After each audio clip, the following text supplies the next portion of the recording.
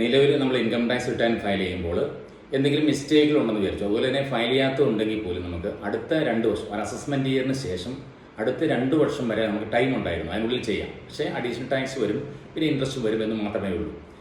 അതിന് ടൈം ഇപ്പോൾ നീട്ടിയിട്ടുണ്ട്. അതായത് 2 വർഷം എന്നുള്ളത് 4 വർഷമാക്കിയിട്ടുണ്ട് ഈ പുതിയ ബഡ്ജറ്റ് 2025 പ്രകാരം.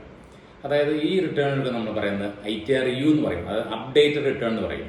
അതിനകത്ത് നമ്മൾ പഴയ മിസ്റ്റേക്കുകൾ കറക്റ്റ് ചെയ്യാനും അതുപോലെ തന്നെ ചെയ്യാതെ ഇൻകം ചെയ്തിട്ടില്ലെങ്കിലും റിട്ടേൺ ഫയൽ ചെയ്യാത്തവർക്ക് ഫ്രഷ് ആയിട്ട് ചെയ്യാനും എല്ലാം വരും. ആകെ ഉള്ളതെന്ന് പറഞ്ഞാൽ നമുക്ക് റീഫണ്ട് ക്ലെയിം ചെയ്യാൻ പറ്റത്തില്ല, ടാക്സ് അടയ്ക്കാണ്ട് അടച്ച് നമുക്ക് ഫയൽ ചെയ്യാം.